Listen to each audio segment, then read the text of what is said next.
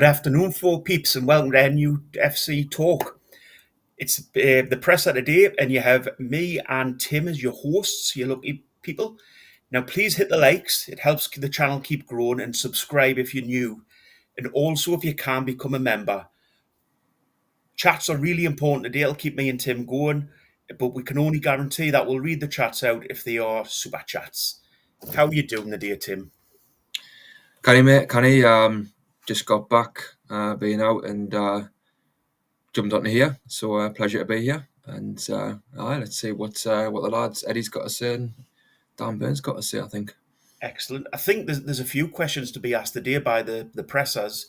Firstly, I think we'll have to walk back a little bit to the game at the weekend and ask him a few questions around his own comments after the game, calling out the players but not calling himself out or anything like that.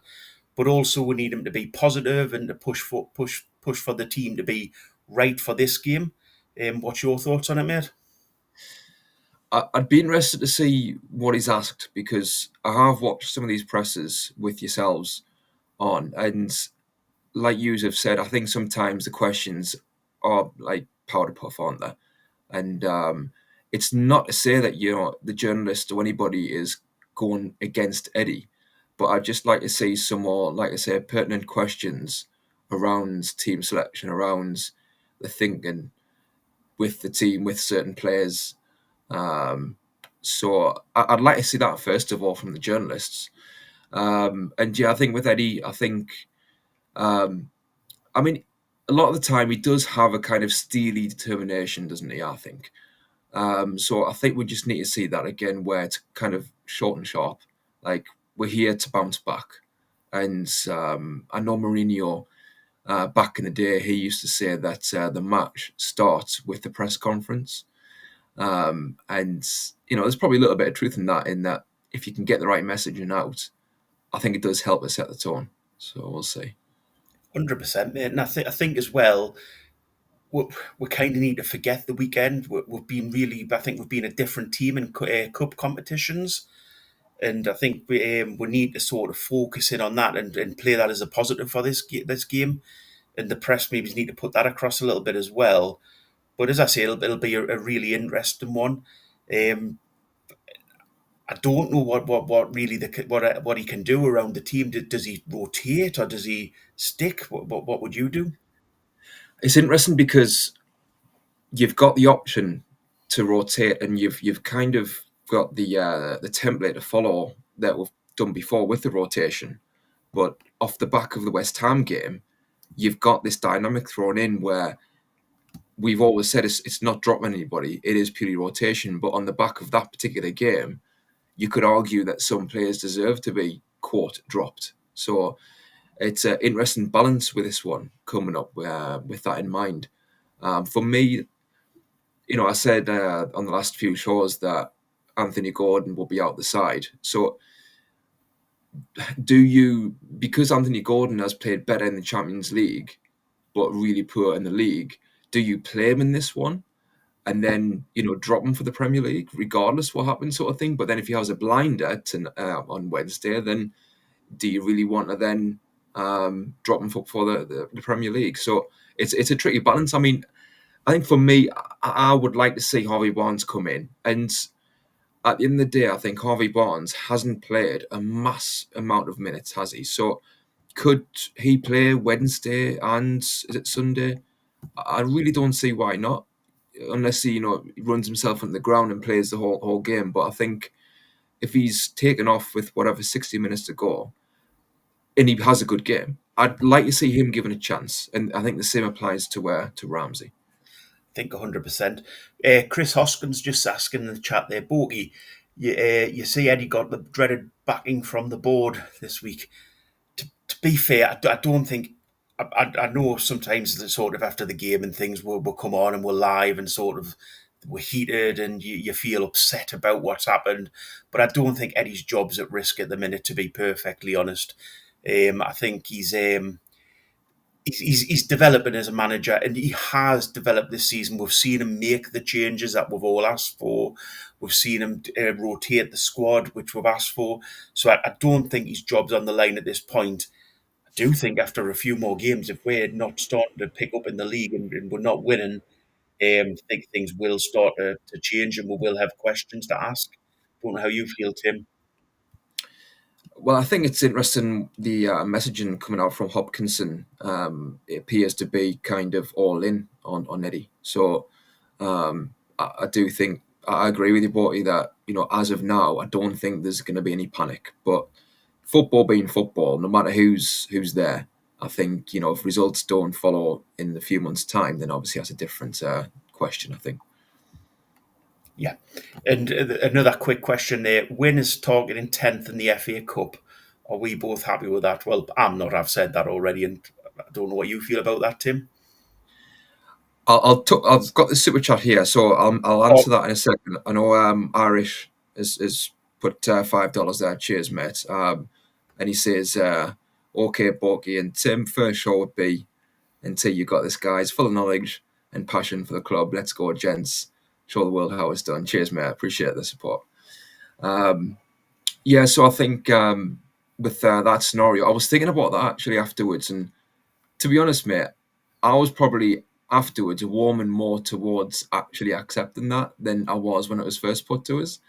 Um, Honestly, I think it all depends on the context. Like, I have these discussions around would you take this, would you take that, but a lot of it for me, is about the context of the season, how it goes on. Look at Man United, for example, with Ten Hag. I think they made a clear mistake in not sacking Ten Hag after he won the FA Cup. But you could win an FA Cup and you could still, in the league, you could have reasons if you underperform, put it that way, or you can see more sparks of hope, if you like, to then keep the manager on. So to me, I think it's a very black and white question and difficult to answer without knowing what that context would be. But I mean, on paper, like, it's the FA Cup, it's Europe, and if you've got a decent kind of base to go from, you can go again the next season with Europe, can't you? But I know, like yourself was saying, Gary, about the standards about being top 5, top 4, top 6, etc. You want to try and keep them ideally. and we were getting along so well, Tim. um, I agree with you. I mean, don't get me wrong. If we win the FA Cup, it'll be the best day of my life. And if you're asking us, I think if you'd asked us a few years ago if we won the FA Cup and got relegated, would you take it? I would have said yes. Mm, I just feel mm, we're such a bigger club now and we've spent so much money and we're developing so much that we'll have to be able to compete on in other competitions and also be able to win cups. It's a different scenario than what we've been in before. And I think this mm, is sometimes the mindset of Newcastle fans, and myself included, that you're so passionate about trying to win something, you don't sometimes realise how good a squad we've got now and how far we can develop. mm, mm. I know what you mean. I think as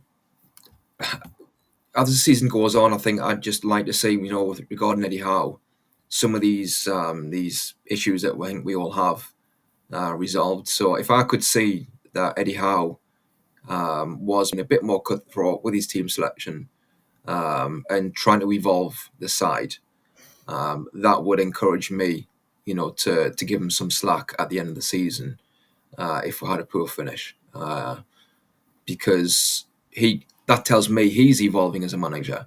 And I've like Wynn has said before, I've always thought, and it is naive and it's a bit romantic, but I've always thought, it would be amazing if we could get our Alex Ferguson and just have a settled club like that. I know, again, it doesn't really happen these days in football. Although, Arteta's been at Arsenal quite a while now. He's bringing stability, but that would be the ideal for me, the ideal thing, instead of chopping and changing. But I will see. We'll see. I wouldn't be surprised, right, if this is Eddie's last season, and I don't say any kind of have any pleasure in saying that because I really want it to work for him. But he's got some teething issues to resolve, I think. Quick one for you, Tim, from NUFC Truth. Sorry, Tim. I know the how out. I'm sorry, Tim. I know I'm at how out. If we lose to Sunderland, has any manager ever survived that for long afterwards? I'm guessing he means. I mean, I was saying last night that I'm not looking forward to that game. Again, it depends on the context. We might go up there and put a really good display in and lose, last minute goal, and still be the better side. Do you know what I mean? And it's absolutely devastating, but you can see we turned up. That's different. If we go there and perform meekly, like we did at West Ham, then I wouldn't necessarily want to give the Mackems the pleasure of sacking our manager, but it would it would bring a lot of doubts, in terms of the evolution with Eddie Howe and the team going forward. I agree with you on that one. Again, I don't think it can be. This decision can be based on individual games. We'll all come out, and as I've said, we're passionate about the club and we're passionate about the results straight after games. Sometimes in the cold light of day, you think to yourself, maybe I went a little bit too far there, saying that we want them out and things. But when it becomes a collective that we're starting to lose, and I think if we're still on this run and we get to the Sunderland game, and he's sort of not winning, he loses that game. I do think that may be a massive turning point for the club. I think that may be sort of curtains for him. And I don't want to see that happen. He's been a brilliant coach forward, and I hope things do turn around. But I think, as you say, I hope he survives this season. And next season, I think if he doesn't start off well again, if that's the third season in a row that he doesn't start off well, then we do need to start looking for somebody different. Mm. There's Mm. another quick. Sorry, mate. God, I'll let you. Yeah. I was going to say one of the sticking points with Alan Pardew, a totally different dynamic with the club back then, but Alan Pardew, he couldn't beat the Mackems, could he? And it was every game. We couldn't really turn up, and that was one thing that really annoyed me with Pardew at the time. Paul Morris has asked the question: do you think if this is a historic season, if we won a cup but finished seventh? You did just answer. I think it was yes. To be honest, if we finish seventh and won a cup, then yes, I would say that's a pretty good season. Mm. Um, uh, uh, I think any cup win is brilliant. Now, we'll need to become a winning club. That if we win a cup this season as well, we're progressing. We're winning games. And yes, I could probably accept finish seventh if we won a cup and would put the effort into winning that cup apart away slightly from the league. So the answer to that one for me is yes. I don't know what you feel, Tim. Because I would agree, because it'll be a second trophy in 2 years, and I think it would help the profile, even though you want Champions League. But just if you're seen as a club that is now winning trophies and is kind of looking to take that next step in terms of regular European football, then that's not to be sniffed at. Yeah, 100%. Niall Powell's asked the question. I think this is a really good one. How do we attract top European talent to the club when we can see how would rather put a player not available on the bench? And I think he's relating to Hall on that one. Again, it is one of my bugbears that I think Eddie Howe needs to be a bit better with regards to allowing a pathway for youth, and with having Lewis Hall on there when he's not even fit to come on, and having two keepers on sometimes. I've heard yourselves speak about that, and it's hard not to disagree, because I think if you have a youth player on the bench, it's not even about getting them on the pitch. It's about getting them settled in that environment and give them a taste as to what it's like with the first team on match day. And if I was the manager, again, easy for me to say, I'm sitting here on the outside, but looking in, I would kind of, I wouldn't enjoy having injuries, but if I had a spare spot on the bench, I would like to bring in a youth player to let them settle in and have that experience. Yeah. Yeah. And Dempsey's asking a question for you both. Do you think we would have more success with Forrest Gump at left back than Byrne? Well, I think you know my answer on that one. I know your answer, but it is. He'd get up and down, wouldn't he? Unlike what Dan's doing at the moment, getting lost up front. But aye. I mean, obviously we had that discussion, didn't we, about the tactics. I think it's 50-50 with that.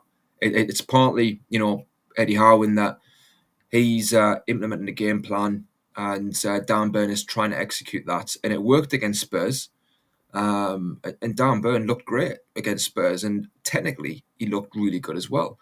Um, but against West Ham, he was caught out, and it's not just him, like we've highlighted, it's the whole team. Eddie Howe put these tactics in place for the team to implement. So if Anthony Gordon isn't doing his part, then Dan Burn looks really bad. But it's not just him, like I say, it's everyone. Yeah, 100%. And to be fair, I mean, I do highlight Burn quite a bit, but I agree with you. It is a 50-50 one. I think the one thing is, though, that I don't like tact. I don't like watching all these stats and all the arrows and player positions and things like that. I think you should just use your eyes when you're watching football. However, I understand they do have a place in football, and I think the opposition manager probably, like we did, but like I did as a novice and a numpty who never ever looks at these sort of things. As soon as I saw those, when Gary was putting the details up on the screen, I says they're just going to attack down the left hand side. That there's Mm, absolutely no doubt about it. That's the weak area. yeah, So I just think it's one of those things that yeah, but we need to sort of we, we, we need Hall back basically. Is the top and bottom of it. Hall or aye, Tino back. Um, aye, Irish is saying I watched some shows over the last few days, and we're all done with a big question was who do you play at left back? Alex Murphy needs to get some game time. And somehow we need a new left back. I kind of agree with that completely. I mm, think I think in the especially in the calling in the I keep calling it the calling cup, the Carabao Cup. Colin need to start sponsoring me. If they want to send us a case, I'll be more than happy. But no, we need to get some young players into the team, and I know that there's a lot of resistance from Eddie and from some fans about that. But even just having them on the bench for like the game the other day, the when Hall wasn't fit against West yeah. Ham, why not have Alex Murphy on the bench, and instead of bringing four different players in at right back, bring one different player in at left back and see how they do. I agree. I mean, would you with Alex Murphy? So you would have him on the bench for that West Ham game, and would you have brought him on? Would you? I think yeah, I think I probably would have just to give. I think the first thing is Burn needs a rest. And this is not calling Burn out. Trippier needs a rest. Burn needs a rest. They're all our players, and yes, I would have. To be honest, I think I would probably have played him in the Carling Cup, in the Carabao Cup, and give Burn a rest, and then Burn probably would have been a bit more fresh for that game. Mm, So yes, I would have played. I would have Murphy on the bench rather than having an unfit Hall. yeah, yeah. I know what you mean because Alex Murphy, when I've seen him, he has looked like he's got something about him, and obviously he hasn't played Premier League, so it is a big leap from it was Bolton, wasn't it, last year on loan.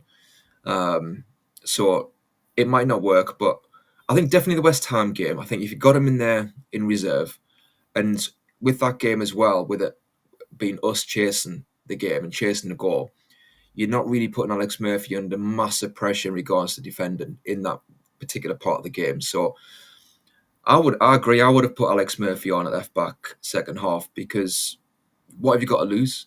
We've got the ball the whole game. Do you know what I mean? So he's not going to be, overthinking in terms of defending. Just having that natural left-footed player on the left who has a bit more mobility than Dan Burn, and I think Alex Murphy seemed to have that when I've seen him play.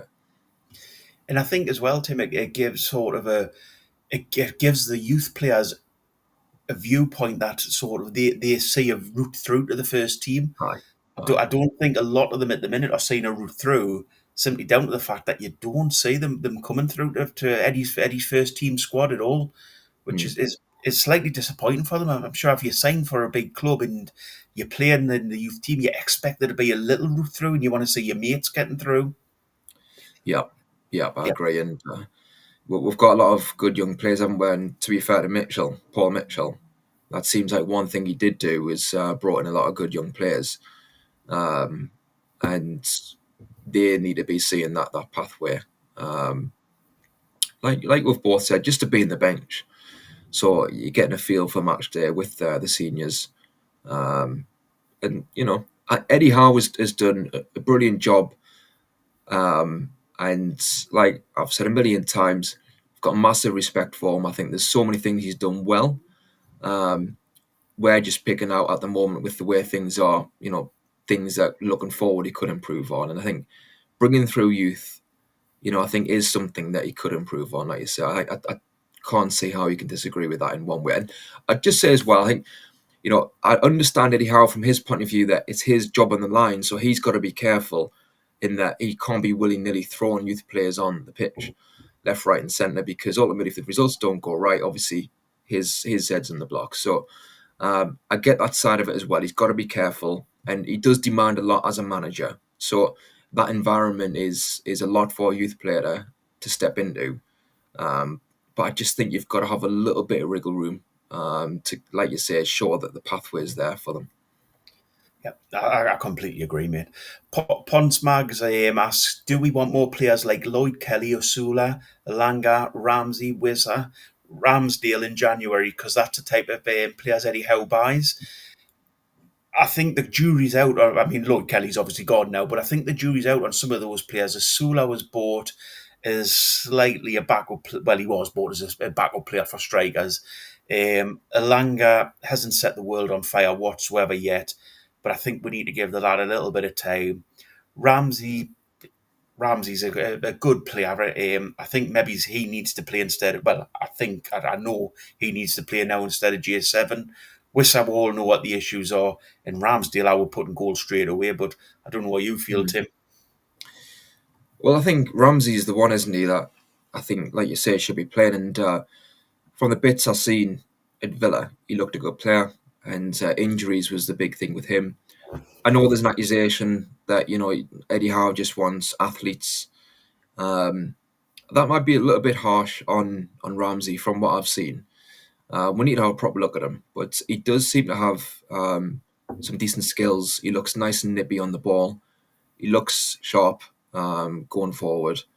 So I think he could be a good player for us. I think he could really complement Tonali and Bruno and be that kind of missing link where unfortunately, J7 doesn't give that technical ability in games when we need a goal, in those types of games. So I think it's just a case of giving Ramsey a run in the side. Um, I mean, who else? Alanga. Alanga, he certainly hasn't started well. And I thought he was brilliant against Barcelona, brilliant against Liverpool.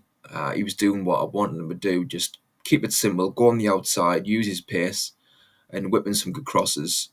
And he would have had assists in those games if we had a striker on the pitch. I think I've got no doubt about that. But barring those games, I've said on the show before, I think it seems like mentally it's been harder for him to adjust to this move than you would anticipate.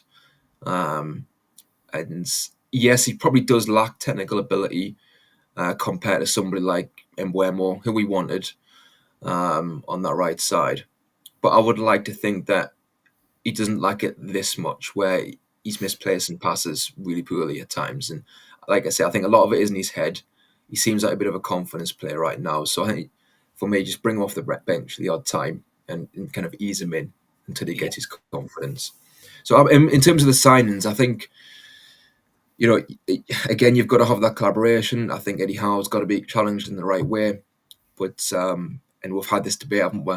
And I think you probably would say yourself, Borky, that the DOF should have kind of final say. I'm more lean towards yes, if the manager's there. And certainly with Eddie Howe, he had the final say when he first came in. So that's kind of been the template.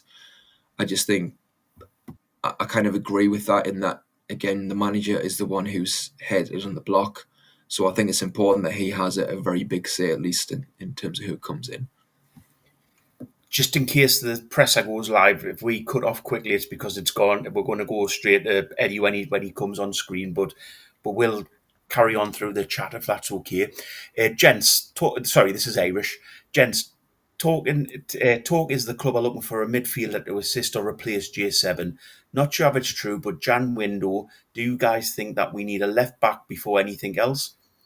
Don't know what you think on that, Tim. Um, well, with midfielder, like I say, Ramsey should come in. He can state his claim. I think might be the answer. If you're looking for another midfielder, I really like Wharton at Crystal Palace, and it's probably not going to happen because he'd cost far too much, I think. But I think and to be fair, I haven't seen loads of him this season, but whenever I've seen him last season, he looks top class and really good technique. I think he could play a 6 or an 8. In terms of left back, um, I think again it probably depends on fitness. If we get Lewis Hall back and Tino back, then you've got 2 left backs there, haven't you? And Dan Burn the odd time could fill in. I think it depends on who's available. If you can get maybe somebody on loan, whether that's somebody young or somebody kind of experienced, just to fill a gap, I wouldn't be averse to that. But I don't know, long term, we'll seem to be covered with those two, Tino and Hall. But it depends again. If you want to play Tino right back, I suppose you've got Lewis Hall there on his own. So, aye, get Target back. Don't even go there. I agree with you in some ways. I think the transfer window is probably a lot set up to where we are at that point. If we've still got 2 fullbacks out, the 2 young fullbacks out, then probably we do need to not replace, sorry. We need to get sort of cover in for them. In regards to the midfield, I, I've said from the start, Ramsey is a good player, and he will do your job.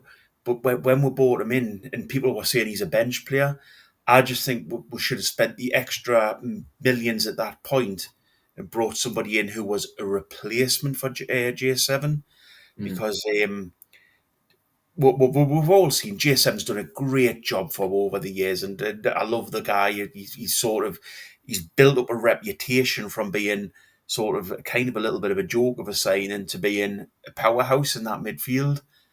But he is getting older, and he is the weaker link in midfield. So I do think we need to look to buy somebody else who is going to be a first team definite replacement for him. But as I said, when it comes to the transfer window, it completely depends on who is available. I think we're pretty close to the presser now. We're just waiting for Eddie and the lads to come on. Who do you think the play? Should we have a little bet, Tim? Who do you think the player will be that will come on as the speaker? Well, I think I read online. I might be wrong, Oh, but I you think I cheap. might be right. I'm sure the Chronicle said Dan Burn, believe it or not, like Eddie's main man. I might be wrong, but It might be his chance to call me back for all the bad things I've said about him. well, exactly that's it. Like, Um, quick question from Still Bad Dad. Would you play Alex Murphy? Oh, sorry, I've lost it. Would you play Alex Murphy at left back over Dan Burn? I think you know my answer on that one, mate, so I'll leave that to Tim. I would have brung him on against West Ham. We're chasing the game. We need a goal, and it's somebody with I think better feet in the final third, a bit more skill. So I think Alex Murphy I would have brought on then to start games when you've got a lot of defending to do. Certainly Champions League games, I think that's too much for Murphy, to be honest. Alex Murphy, and then you've got Brentford. No, I think this is where I have sympathy and I understand that Eddie Howe wants to play Dan Burn left back for now in a lot of games because there's not many other options. And Alex Murphy's an option for, I think, a certain type of scenario. But I think with these games, I would stick with Dan Burn, but maybe adjust the tactics if needed. 100%. Ponce Marks has raised a point there. Eddie just has some weird ratings of players. Big Dan Burn, J7, Willock, Kasula, Longstaff, Wilson. He's a proper poor judge of levels, in my view. I've got some sympathy with that because I kind of agree that he does have his favourite players. It's even going back a little bit to his first couple of seasons when he kept hold of Dummett and he kept hold of Richie. He does seem to cling on to players that he really respects. I don't know what you feel on that, Tim. Well, we've spoke about this before, and so on the one hand, I think Eddie Howe's judgment is based around creating the right environment for the team, for the squad, and that environment has no doubt played a big part in our success. So if he deems that importance, then I think I respect that. And who am I to say otherwise? So I think I would with Lascelles, I accept that with Lascelles because when he's came in, he's never let us down, and he's shown that he is still capable of playing for us and playing well. Certainly last season, um, and the previous season. So I think I can accept that with Lascelles. I think with Richie and Dummett, I do agree that um, I think those two players were not at the level anymore, and as good as they were in the dressing room, etc. When they came on the pitch, I think they were found out. So I think with those two, I do agree that I think it was probably a bit too much loyalty, if you like. 100%. You kind of get a manager having loyalty towards players, but I think Eddie does take it to extremes. I think that there are players that could be moved on a lot quicker. And I think this is where the director of football needs to step in and just say, Eddie, look, you're paying a lot of money into these guys and wages, and we could get a younger player in. So Mm. I do understand Eddie's point of view that he wants people around him who he trusts, but players do become of an age where they're not as reliable. So Mm. it's a Mm. double-edged sword. Mm. Niall Powell's asking, the Champions League game against Bilbao is not as hard as against Brentford. What do you think about that? I haven't seen Bilbao enough to give a proper judgment, but um, there is a debate, isn't there, that the Premier League standard is so high now that a lot of teams in the Champions League, beyond the big boys, are not at the same level. And like I say, I can't say with any certainty with Bilbao because I haven't seen them enough, but. I think it's different. It's probably different types of challenges. Do you know what I mean? Brentford are a direct, physical. Bilbao, I'm assuming, again, I'm only assuming this, but they might be more technical, more tricky.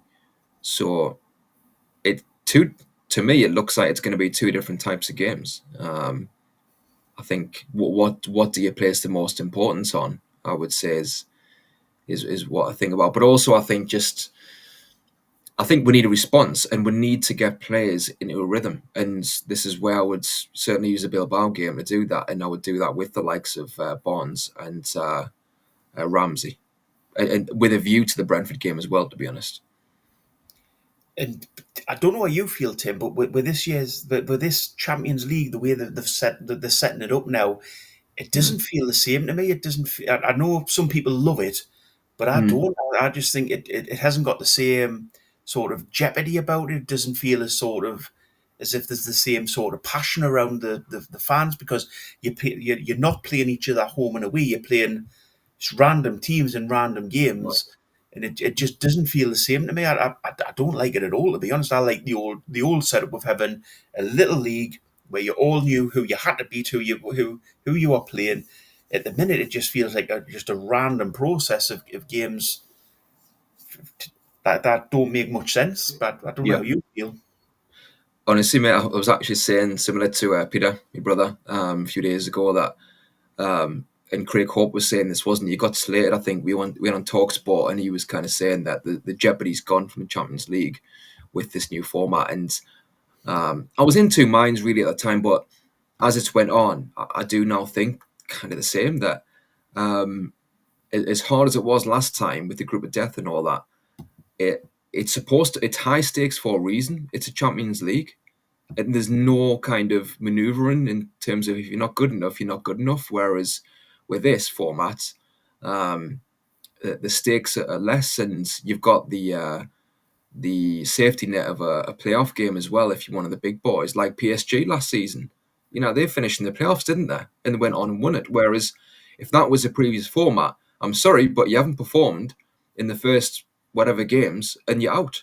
So that's the mark of the champions where you have to turn up and be there throughout the whole competition. And I think it does.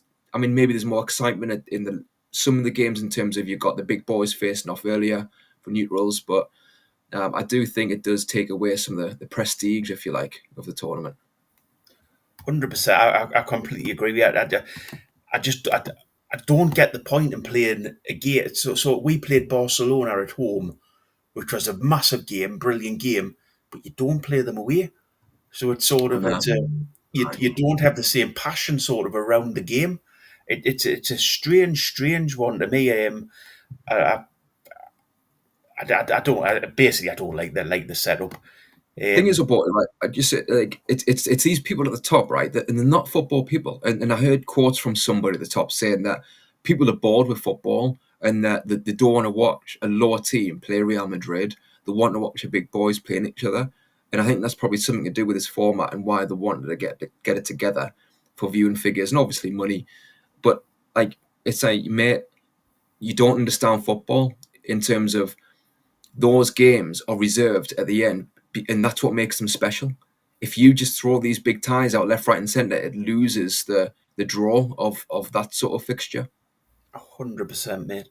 Jan Livens has just stated the point there that for her, for them, because it could be Jan, Bonds, Ramsdale, and even, Bonds and Ramsdale should start for me in the next game. I think we'll both agree with that. I think, but I'm not speaking for Tim, but I agree with that. That's 100%. Yeah, I do agree. And I did say like a week ago that I would stick with Pope, but might sound fickle, but I just think that there's too many times where he doesn't look quite assured enough. And to be fair to Ramsdale, he has played well when he's came in. And like I said yesterday, he might not be the answer long term, but we kind of just need to find out, I think, going forward. So I think I would put him in. He's probably got his faults as well. There's nobody perfect, and when you're a keeper and you make a mistake, you're always going to look bad. But like I said last night, you got to pick your poison, and maybe Ramsdale can just give us that more kind of assurance at the back for now. What did you think of Pope's performance on Saturday? Because sorry, Sunday. Because for me, he did well. He did the things that you'd expect him to do well. He saved the shots that came in at him, but some of his decision making were terrible. I mean, the punch was ridiculous. Why he didn't punch that out wide, I've got absolutely no idea. Mm, And I mean, the ball going between his legs, let's face it, all keepers have had that happen to them. It is a mistake. It's an obvious one, and we can't really call him out on that. That's something it's a footballing issue that sometimes happens. mm. But what's your overall thoughts on him this season? I think he has had like this season. He has had some really good games, and he had that friendly against Celtic where the ball went over him. After that, it was a case of is he done? But he had some games this season where I thought, well, there you go. He's answered the questions. You know what I mean? He's came back and he's solid, and you kind of can't take that for granted. Some of the saves that he pulls off. So he has had, like I say, some really good moments. But I just think there's been other moments where, certainly the West Ham game, he just looks a bit shaky and he doesn't inspire that confidence. When he's on it, he does. But then he has these games where he makes a mistake and it probably maybe transmits to others. And I agree in terms of the punching. I don't mind keepers punching, right? If they get it away from danger. Okay, you don't want to risk dropping it. Fine, I get that. But as long as you punch it away from the danger zone to the left or right, then I think that's fine. But like you say, it was straightforward to Paquetá. And he maybe lacks a bit of agility getting down now. Certainly for that goal, he could have got that, I think.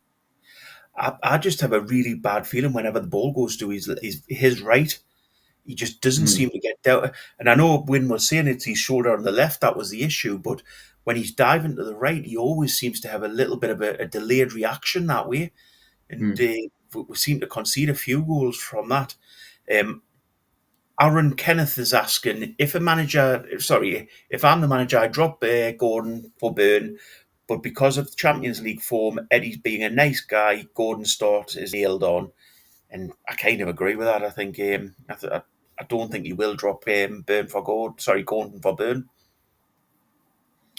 Gordon for Burn. Yeah. So um, down the left. So do you mean for Bonds? Sorry, yeah, for Burns. I mean, yeah. I like. I agree. It's a project Anthony Gordon, isn't it? You know what I mean? The last few years, and it's like when we signed him, I was happy because he was a raw, aggressive, tenacious winger with an attitude, wouldn't give you a moment's peace, and I liked that. And I thought he could really come on and develop, but keep that spikiness about him. And I just like that style versus some of the tick-tacker stuff going around where it's a bit laborious and you lack penetration at times if you don't do it well. And you can't deny Anthony Gordon did brilliantly in his first full season. But I just think over time his game has kind of slowed up. He maybe is trying to evolve into this inside inverted winger where he comes inside more often than not, as opposed to mixing his game up. And I just don't think he's got the technique for that. And as the years have went on, I think he's kind of going to ground more and more and looking for free kicks. And the referees aren't buying it, and I'm not buying it. And look, he might turn it around. I hope he does. Obviously, I hope he just proves everyone wrong and comes back and be's that spiky, tenacious winger that he can be. But there seems to have been a shift from that style, if you like. And I would just bring Barnes in, and he hasn't pulled up trees this season, Barnes, but he has got ability, Barnes, and I'd just let him grow into the side and grow into form. That's what I would do. 100%. I think I can understand Eddie with Gordon. Gordon was great when he came in, and he is a presence and when you watch him for England, he plays so much different. I don't know if it's something that Eddie needs to look at with his coaching of him and the way he's playing him, to maybe he's playing him in more of the way that he plays for England. Because obviously he's a good player. He's getting into the England. He's not only getting in the England squad, he's getting into the team. So everybody sees something in him. But I just think he needs to be played correctly, and I'm not sure the way we're playing him is the right way to play him. I think probably keeping him a little bit further out to the wing for me would give him more of a chance with him. But it's opinion, and as I say, with that, he's not pulling up trees definitely forward. Irish is asking the question: the Elanga chatter. He doesn't seem to be the Elanga that Forrest had, and Murphy, for me, is the main man on the right wing. Elanga's played right back with his pace. Do you think we should have a look at him at right back? What do you think? Tim? Not right back. I mean, I think somebody suggested wing back yesterday. And to be fair, that's not a bad shout, Elanga wing back. But I wouldn't say right back. But it is alarming that he hasn't settled as quickly as we would have liked, because the whole point of buying Premier League players is that they come in and slot straight in and do the business straight away. And I agree that Elanga doesn't look. We've got the whole argument, by the way, obviously, of like he's playing counter-attack football at Forest. He's came to us where you want to play more front foot. So I agree. There's that dynamic there that he has to adapt to. But I think that's the beauty of having Murphy and Elanga, where in an ideal world, if they're both on form, you have got two players there where one's perfect for low block and one's perfect for... Tim, I think Eddie's just sitting down now, so we'll let him take over the... Good afternoon, everyone. We'll get started. We have usual 15 minutes, so if we could keep it to one or two questions each, that would be great, please. And we'll start with Keith down the front. Hi, Eddie. Nice to see you. Have you figured out what went wrong on Sunday? I know you've not had a lot of time since then, but what's your thoughts looking back, and what was a difficult afternoon? Yeah, it feels like we've had a lot of time since, because we've done a considerable amount of analysis. So, I think whenever you deliver a performance like that, it's never one-dimensional. There's been multi-factors that we've reflected on. But I think the most important thing from our experiences in Europe have been the quick turnaround in games. The focus very quickly has to go on to the next game. And that's not sort of trying to brush things under the carpet. We faced, how we played, and we've analysed it. But now we have to move on and look forward. more analysis than usual, was it? No, not necessarily. We do thorough analysis anyway, but I think from my side, I think it's never a nice thing to do after that kind of performance. But I think I'm very confident now that we've sort of digested it. And once you have all the information you need, as I say, you have to look forward and make sure the performance is better. How are you looking injury-wise? No Bruno this morning. Has he got a chance tomorrow? And of course, you're missing Kieran Trippier at the weekend as well. What's his situation? Yeah, so there seems like there's been a bit of illness going through the squad because that's various players now have picked something up. So I think Sandro, initially Jacob Murphy, Bruno, Kieran. So we're making a decision on Bruno tomorrow. He's such an important player for us, but he's clearly not been himself, and that's why I missed training today. Thanks, Keith. We've got Damien and then Lee on the same row, please. Hi, Eddie.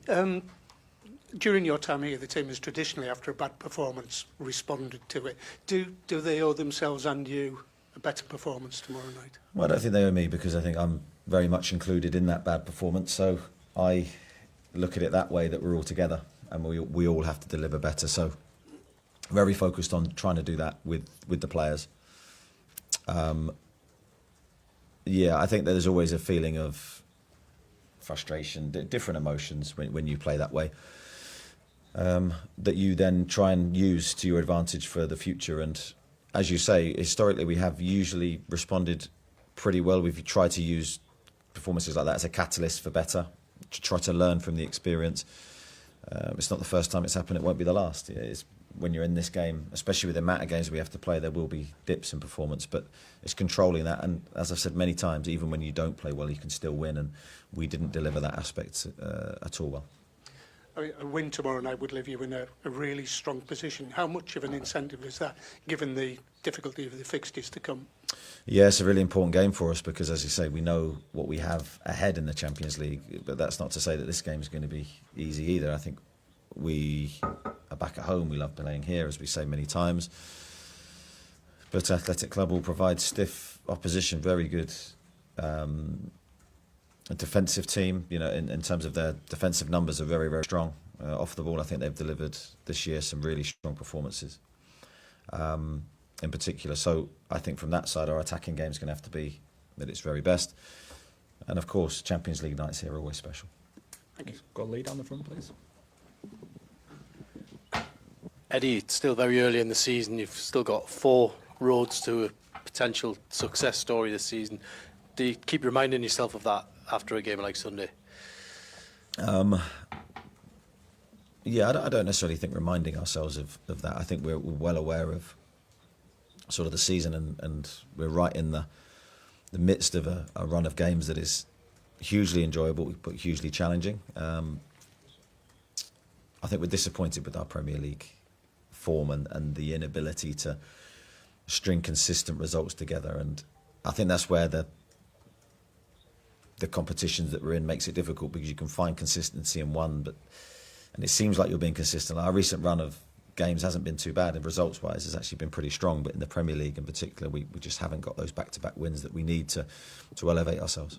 And you asked the players for honesty after the game. Were you convinced that you got that, the response of the players? Yeah, I think the lads are very good in that respect. I think they do critique themselves honestly. I think they do reflect in that way. Even in some of the aspects of the performance were very honest, even though we didn't play very well. There was some bits, although we didn't play well, I'm not trying to kid people otherwise, there was still some strains of us in there. But obviously there was a lot of aspects of our game that weren't clicking, and the challenge is to put those right. And just finally on Ramsdale, what does he have to do to get into the team for a game of this magnitude tomorrow night? I think Aaron's, we're really pleased with his progression since he's been here. I think we've seen a big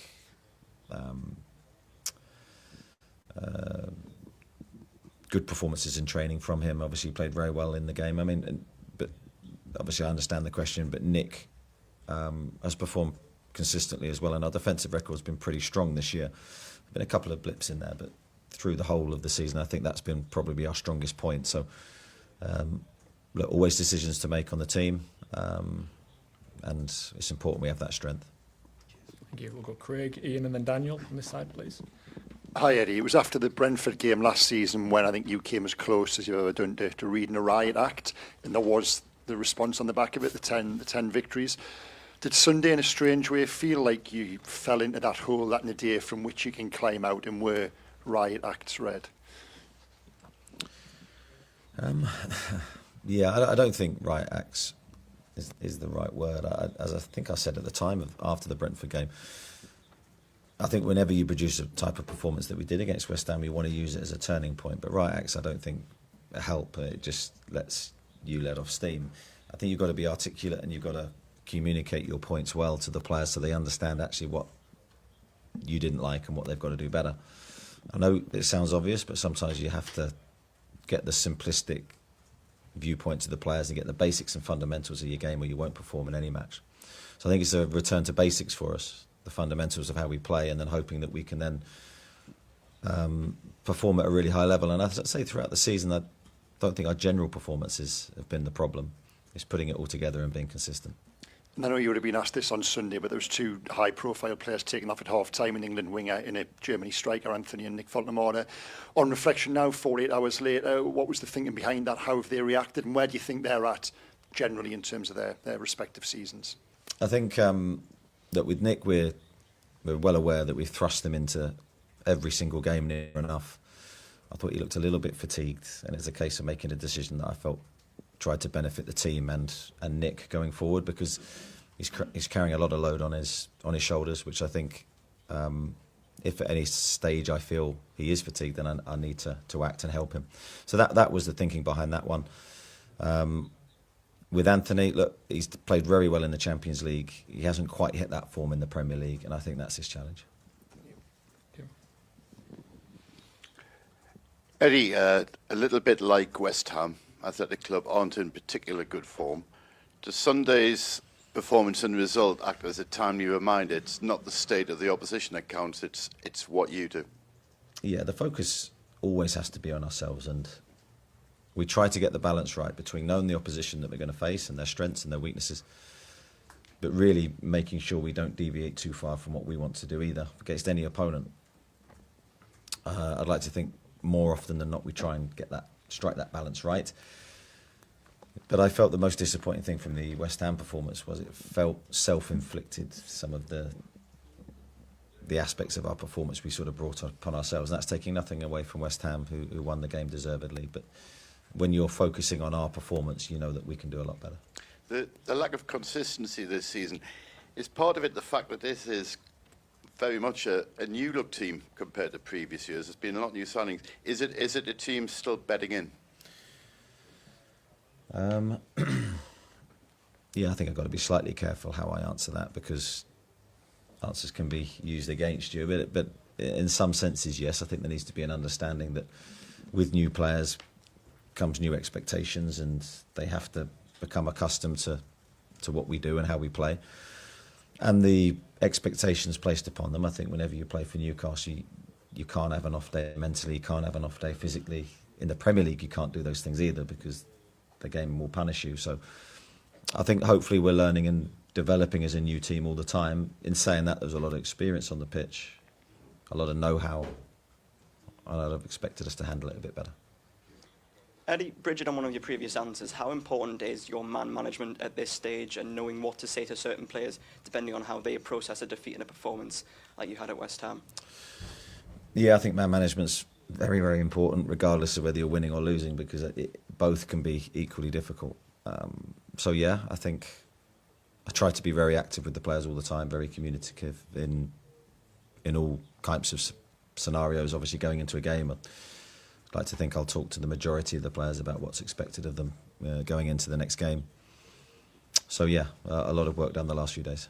And just how much of a frustration is it to you that when you're going from weekend game to midweek game to weekend game, that you're losing that training time, given how much you enjoy being out on the training pitch? Sort of got used to that, I think, throughout this season and the season before last, in the respect that the training literally does fall away. And you're training in sort of very small bursts. I think the difficulty really in that scenario is for the players that aren't playing regularly, because they're missing out on the training and the games. So they have a tough season, I think, mentally. I think for the players that are playing, it's slightly easier because you're just going from game to game if they're playing regularly. The challenge for us is to prepare the games well. As I say, the training becomes of less importance. Thank you. We'll go the gentleman at the back there in the black hoodie, and then we'll go Mark, George and Dom on this side, please. Mr. Good afternoon. José Manuel Monge, Onda Vasca, Bilbao. No sé si conoce la convocatoria del Athletic, pero no viajan los hermanos Williams, tampoco Sancet y tampoco Yuri. ¿Qué valoración hace de esta convocatoria del Athletic?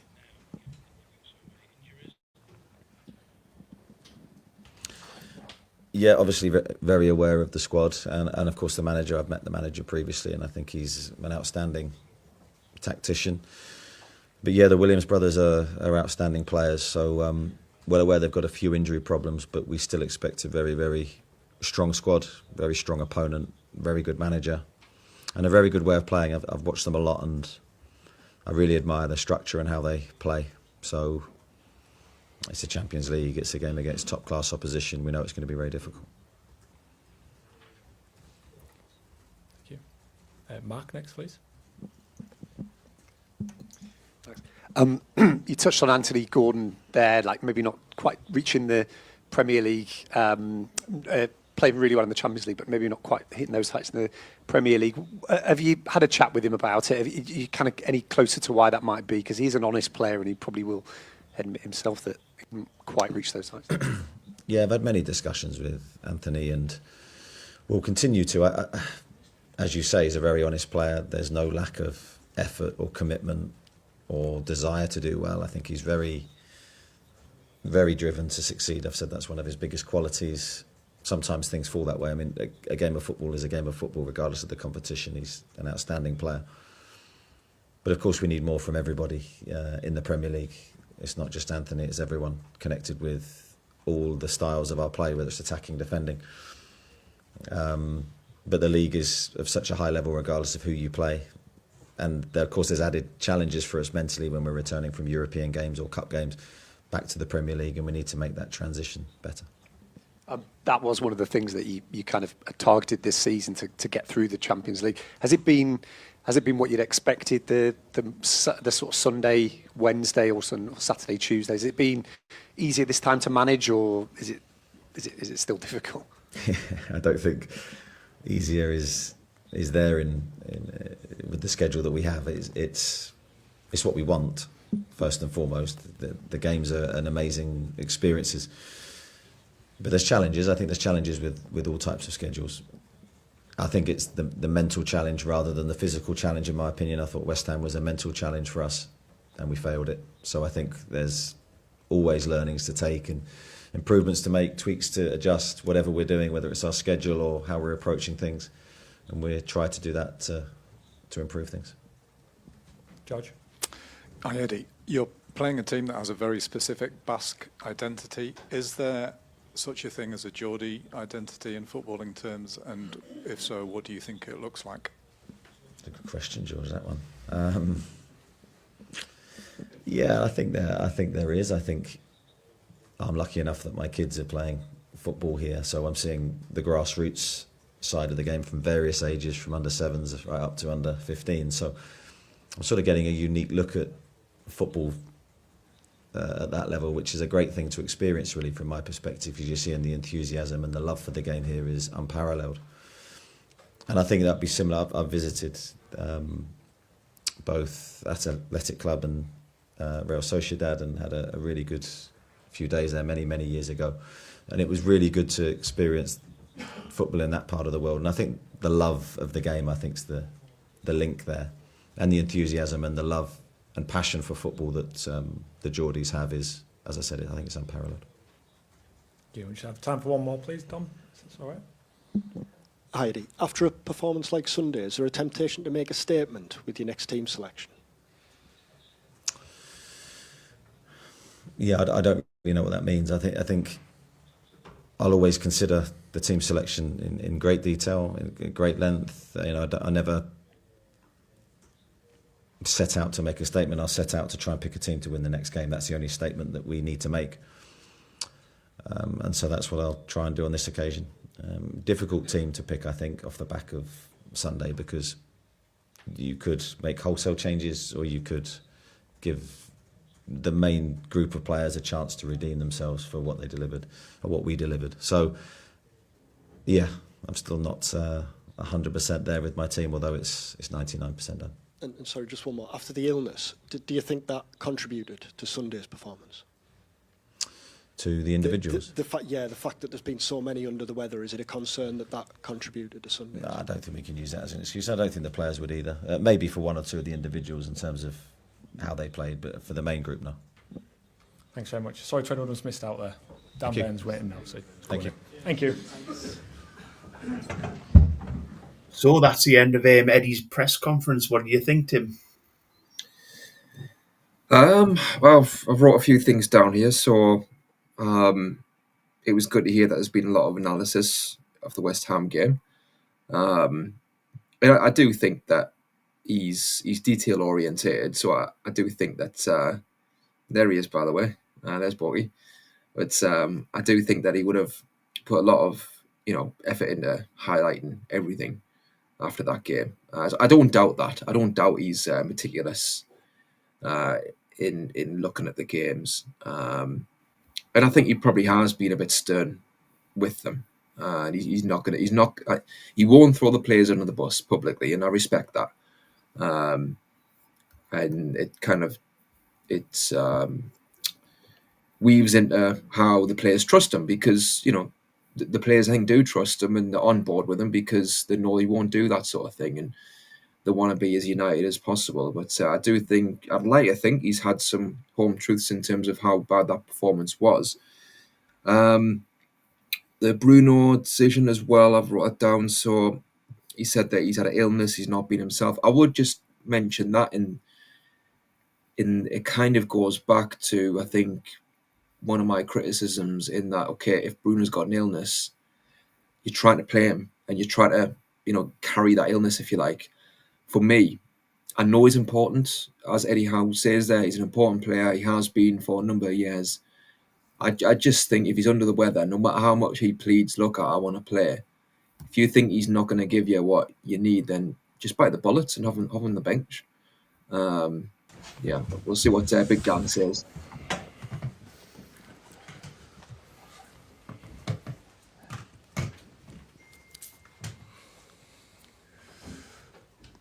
All right, guys, so thanks for joining us. We've got 15 minutes with Dan. Where are the microphones? Who's starting us off? Keith? Yeah. Hi, Dan, good to see you. The manager said after the match on Sunday he couldn't defend the performance. A couple of days on, how are you guys feeling after that? Yeah, I agree. I think normally, like, if you have a bad game and one or two players aren't playing well, you can sort of carry that, but I think you could say that it was pretty much the full team. Had an off day and it was frustrating. I think we sort of let ourselves down. We really wanted to make amends for sort of the away form that it's been this season and push on, and that didn't happen, so it was very frustrating. After the Tottenham game last midweek, you'd won 3 in a row, 3 different competitions. It felt very much, even just like speaking to fans outside the game afterwards, that you'd kind of turned a corner. So I think that was why that performance was so surprising on Sunday. Can you put a finger on it as to why? No, it's tough. I think we haven't won in 9 away games or something like that. So I think it's something that I know the manager will be working on to understand why we've not been performing at that. And the frustrating thing is that obviously we've got the Champions League tomorrow, and I think everybody knows that we will turn up for that game, and the crowd will be buzzing and we'll be buzzing and at it, and it's just about trying to replicate those performances away. And I think the years that we've done well, the first year that we qualified for the Champions League, weren't always playing great away from home, but we always sort of picked up results. So maybe we need to do more of the ugly side of the game that we're known for at the time, and probably have came away from that just from sort of the evolution of the squad and sort of the way we've been in the league table. So just finally for me, that's just from what you said there, that's the frustrating thing, is it? That you know that everyone will sort of be up for it, the performance will be there tomorrow. That's a frustrating thing for you rather than a positive. Is that right? Yeah, I think so. Yeah, of course it's frustrating, because I think I think it's very, very easy to to get up for these games and play in these Champions League nights, because it's what you want to play in your career and on these best games. And I think this is these other games where we say Brentford on Sunday is the games where you really got to sort of earn your money and turn up and perform there. So I think that's the frustrating thing for us, that I feel like we've got lads in there that can do it and will do it, and we've got a squad that fights for each other, but we're just not putting in those performances sort of away from home. We'll go to Craig, Daniel, then Ian.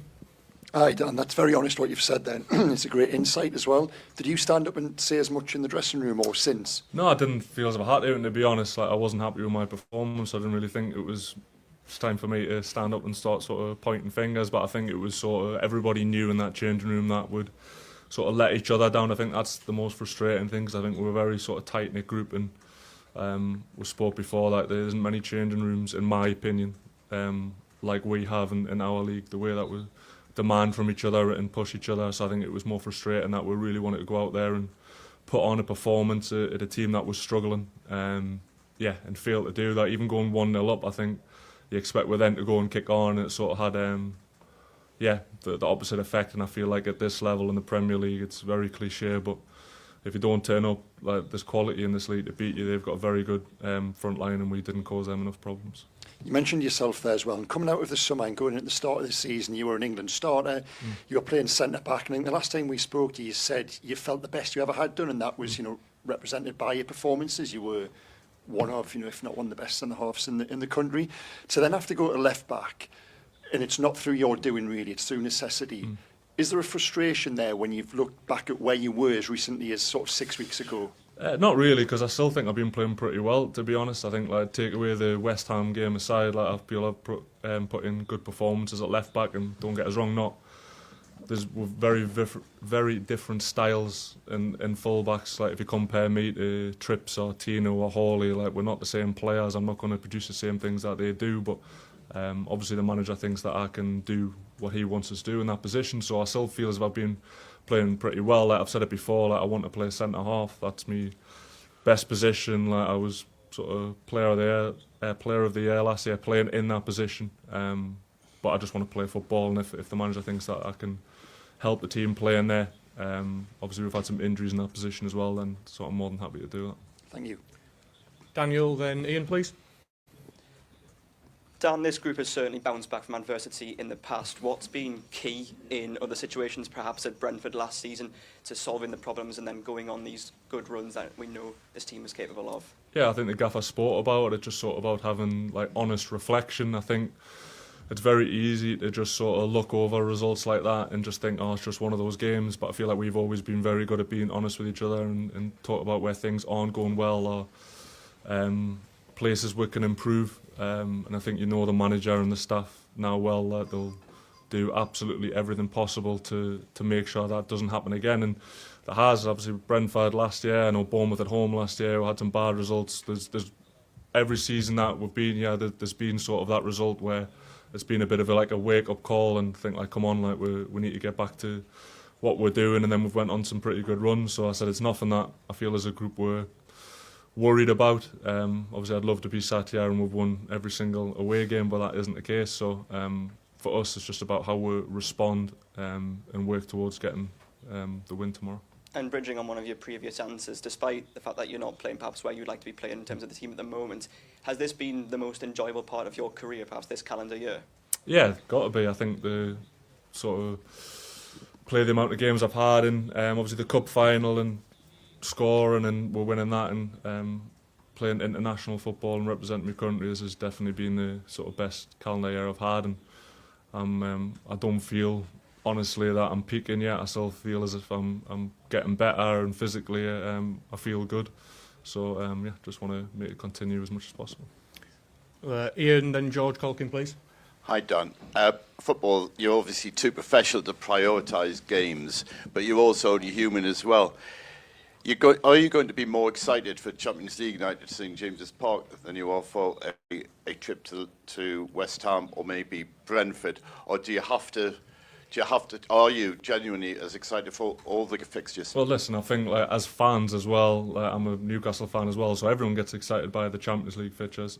So if I sat here and told you that wasn't the case, I'd be lying. I do get excited, and I think until we've been playing in this competition for a number of years, that'll always be the case. But I feel like the challenge for us now is a sort of mentality challenge, whereas like the best teams, in my opinion, which I always say, I feel like Man City are the best at doing this, that whatever competition they go into and however many days rest they've had or whatever, they're always at the certain standards that they're expected and always turn up. And I feel like that's now the challenge for us, now that we're starting to get Champions League football regularly and we're progressing through the cups.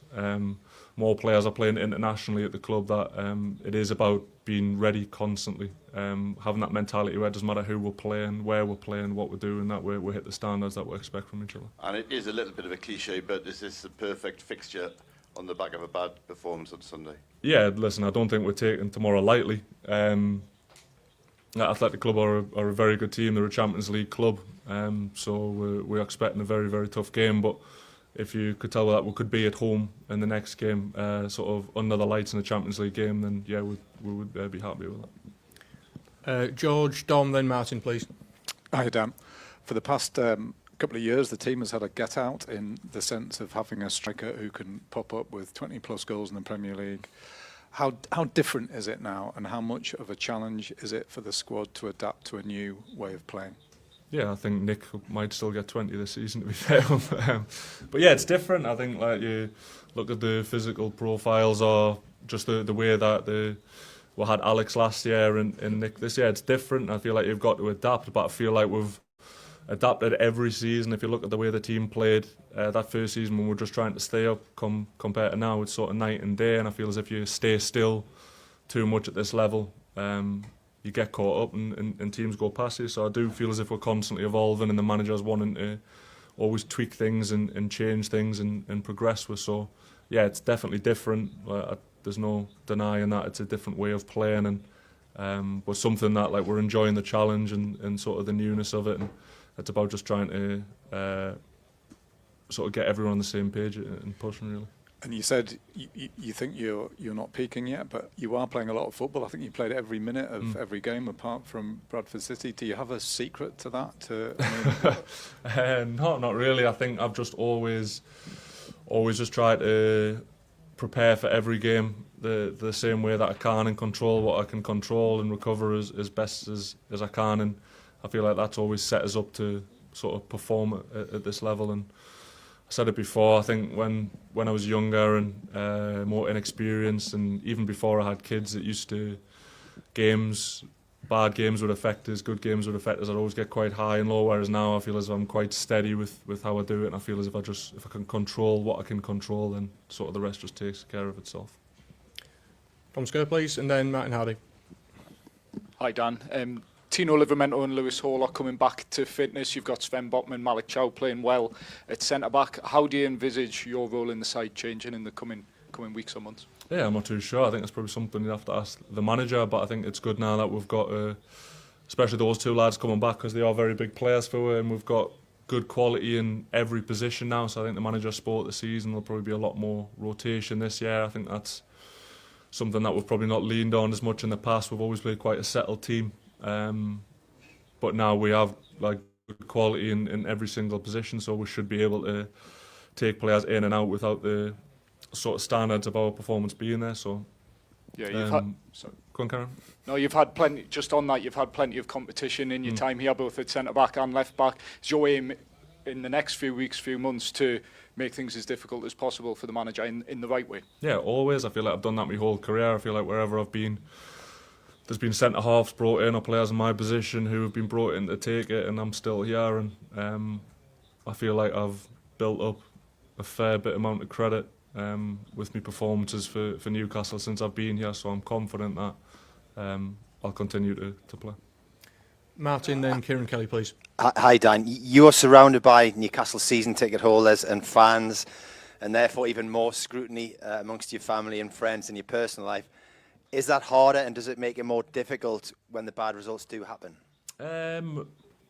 Yeah, I'll go back to what I said before. I feel it affects us less now. I feel like, to be perfectly honest, I really don't care what anybody thinks genuinely. As long as my teammates sort of have that respect for us and know that I'm doing things well and the manager does, then everybody else's opinion doesn't really matter. I understand that there will always, whatever I do, there'll be people's opinion who said that this person should be playing, or I shouldn't be playing for England, or I shouldn't be doing this. But I feel like I just control what I can control, and sort of everything else will sort of take care of itself. And how far do you feel the team is off its best form at the minute? Yeah, inconsistent. I think you've seen bits of it. Well, I wouldn't want to put a percentage on it, but I feel like you've seen some games, the Benfica game, for instance, where we've really sort of clicked and gone. But I feel it is that sort of consistency, and I think it does come down to a bit of a mentality that every game is the same, and it doesn't matter who we're playing and where we're playing, home, away, that we're sort of hit those standards. And I know it's there, and it's, as I said, it's not something that I'm particularly worried about, because I do know that we've got the capability to do it. It's just about producing that. Kieran, please.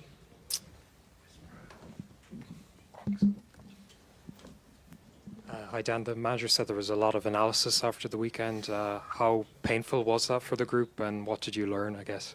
Yeah, very painful when you sort of see how far off what we expect from ourselves. Yeah, it is painful to watch, but I feel like that's the best way to learn. I feel like you've got to have some uncomfortable conversations sometimes, and the manager's quite good at doing that, and always very honest with what he says. But I feel that's the only way that you learn, and I said it before, it's very easy to look past that performance and not really analyse it and just take it as a one-off. But there will be things in there and common themes that we've probably had with a lot of our away performances this season, and home maybe, that we could change and affect. And I think consciously just looking at it and thinking about it can only help. Have you been surprised by the mentality away from home, and what you kind of need to change, I guess? Yeah, it's hard. I think it's like, if I knew it, would do it. Do you know what I mean? So it's frustrating. I think it comes down to mentality, but as I said, I think it's more the manager will look at that, and I'm sure he'll come up with a plan and what we can do better and how we can win games. And probably, I alluded to it before a little bit, probably just being a little bit more ugly with stuff. I think we're well known a few years ago for, I don't want to say the word, but something housery. And like probably a lot of the stuff that's come in has pushed you away from that. But I think sometimes, like, if you go away from home, sometimes like it's important to not be beat as well, and pick up points and keep yourself ticking along. As long as you're winning your home games and you're not getting beat those away games, is better. But we've not done that well enough at the moment, so I think that's probably something we'll look at also. Mark Douglas, and then the gentleman in the white t-shirt at the back, please.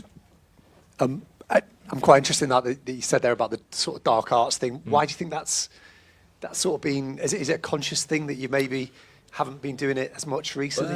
Not really. I think probably the first year that we made the Champions League, we were probably more of an underdog, and teams probably didn't respect we as much as they probably should have. I think you probably saw it with Notts Forest last season. I think you just expect to turn up and beat those, and I think we were always like quite ugly and bully teams, and that was the way that went about it. But I feel like as you progress and want to push on, you move away from that, because you bring in better quality players and you play a different football. But I think there's always a place for that in the game. Like Arsenal, for instance, are quite good at doing that, but are also playing very, very good football and top of the league and performing well. So I think it's important that you can mix games up sometimes, and I think like possibly sometimes we might be, especially on Sunday, been a little bit too nice when we could have sort of maybe been a bit more compact and been a bit more resilient. Is it almost getting some of that underdog mentality back, even though you're favourites tomorrow? Yeah, I've spoken about this before. I think it's like you can still have an underdog mentality when you're not the underdog, and I think that's important sometimes for any team. I think the best teams in the world have still got that ability to do it, so it's, I'm sure it's something that we'll look at. And the gentleman in the t-shirt, please, Sam.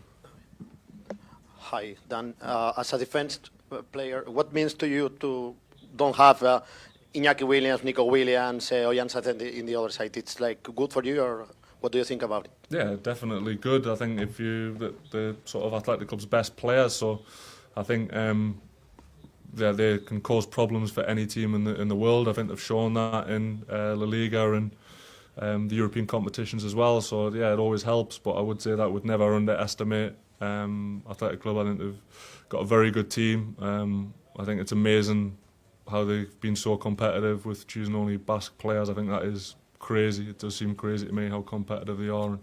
And, yeah, it'll be a very, very tough game, and we are expecting a tough game. I think we're done. Lee? Paul Dummett used to be quite famous for getting 7 out of 10 in games. Is that the minimum you ask of yourself on a match day? You only give us 5 out of 10s, to be fair. I'd take a 7 out of 10 off you. Go on, ask again, sorry. I mean, is that the minimum you ask of yourself when you... Yeah, I think so. Listen, I think... Take that man off him? Yeah, I feel like it's just about consistency for me. I feel like if I can... The way I've explained it before is that there's players in this league that can hit 9 out of 10 and 10 out of 10, but do it inconsistently. But if I can hit my max, which is, in some people's opinions, a 7 out of 10, if I can do that consistently every single week, then I'll play more than them because I'm reliable and I know sort of I can do it at this level. So I'm more than happy to be given a 7 out of 10 every week. Cheers. No worries, mate. Cheers, guys. Thank you.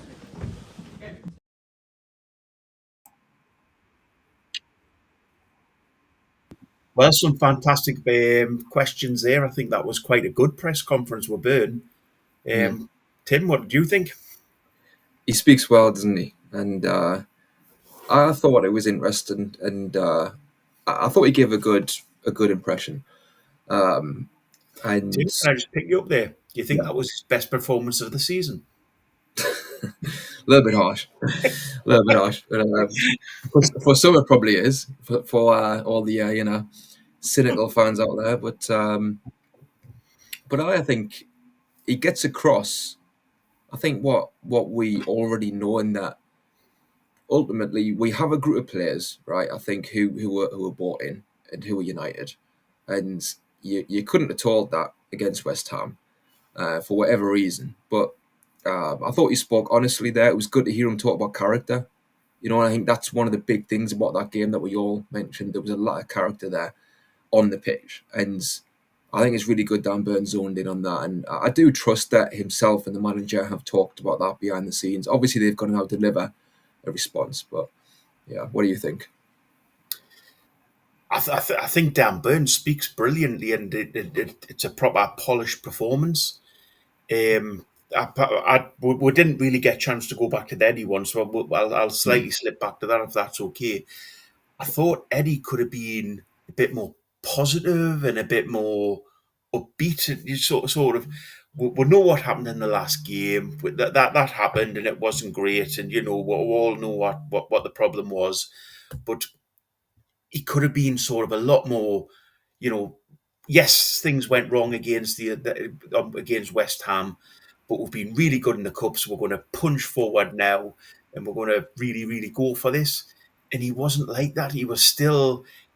I don't like the whole thing where, as a manager, you come out and you do the collective responsibility thing. I think sometimes you have to pick up a little bit of responsibility yourself, or a lot of responsibility yourself after West Ham. And his answers around subs and everything like that were really disappointing. The Burns interview was brilliant. I mean, he's obviously really, really well trained in what he does in regards to press interviews, and he answered all questions greatly. But I just think Eddie could have been a little bit more positive, especially going into a Champions League game. I don't know what you feel, Tim. I thought he looked maybe a little bit kind of down, maybe, and reserved. But maybe that's because he's trying to keep things low key. And he wants to do the talking on the pitch. Do you know what I mean? Maybe he doesn't want to have all these headlines. And I do kind of understand that. I know where you're coming from, Borgie, and that maybe you lay a marker down. We talked before about press conferences with Mourinho and stuff, and kind of starting the match there and then. But I know what you mean. I just think, Eddie Howe, he's not going to come out like that. He's not your Mourinho. He's not your Kevin Keegan in that way. I was mentioning before, he was talking about, Bruno, and he's going to decide what he's going to do with Bruno with his illness. I mean, little things like that allude to what we talk about, in that, for me anyway, if Bruno's got an illness, if he's not well, he's not well. And we've got good players to come in. we shouldn't, for me, it's not any slight on Bruno. He's been absolutely brilliant. He will be brilliant going forward, no doubt. But I just think you want to set that kind of tone where if somebody isn't 100% fit, you've got good players lined up to come in. I mean, Eddie Howe, he's level-headed. And to be fair to him, you're saying about taking responsibility. He himself did when he was talking about. I think he was asked a question around. I think it was something like, "Did your core players out?" or something like that, and he kind of said he made the effort himself to say, "Well, no, I'm part of that problem as well on that day." So I'll give him credit for that. I think he does stand up that way. Maybe not in the way that you're saying, Borky, and that you want, but ultimately, I think behind the scenes, I trust that he is giving the right message. Will he kind of give the right actions in regards to the team selection? I think that's the question. I think that is, you're right, Tim. In regards to the chat, I apologise to everybody because I've lost it completely further up. Because it's been such a quickly through together show, I haven't been able to keep up with all the sort of the comments that have been made, and there's been some great ones. Geordie up Scotland, you've made some great points, and I think this is one. Yes, Borky, he did. Eddie kept using the word "we," and that's my problem. He never criticises himself directly. He never says, "This was my fault. This is down to me." And I completely think that he should have. He had as I said the other day, he had all the credit after the game the other day, and he could have done that, and he didn't. And that's my big problem with him is he is using the collective rather than focusing in and saying, "This one's my fault. Let's move on to the next game." Thing is, boy, right? Did that performance against West Ham, would that have justified? Does that justify, Eddie Howe being that protective? I understand maybe other games, but I think with that one, I just think because they played so poorly, do you know what I mean? I can understand it being a collective, and I can understand it maybe not taking the full hit where those players there, they know they haven't played well at all. And I think it is justified that they were called out a little bit. Not by Howe specifically, but there's a noise around it, isn't there? And I think Eddie Howe was right to be collective about it, I would say. Yeah, but we are on a run of games where we'll have to keep the players engaged and we'll have to keep them focused on what they do. And I think if he had come out and took personal blame for that game and just said, "Look, it was my subs, my sort of decisions in game management that caused a lot of the issues," it would have built a little bit more confidence in the players. Galvanising. Yeah, exactly. And I don't think he's done that. Anyway, guys, we've been going on. Right? Sorry, Tim. No, we'll see. We'll see. Just one thing I learned about, by the way, looking in preparation for this, I learned that Dan Byrne, he's actually from Blythe, He is from Blythe, and that's where I'm sitting at the minute. Nice one. Huh? There you go. Anyway, guys, we've been on for an hour and a half, and I think it was meant to be a quick show between me and Tim. So it's been great with you all. Thank you very much for the chats. Just a quick reminder, we're back on at 8 o'clock tonight. Everybody watch that. We're on 8 till 11. And thank you very much for all the comments. As I say, I apologise that I've missed a load of them, but we will make sure that happens next time. So thank you very much, Tim. Thanks, mate. Been a pleasure. Enjoyed it, man. Thanks, everyone. It's good night from me, and how are the lads? From him, lasses and bands. Yep.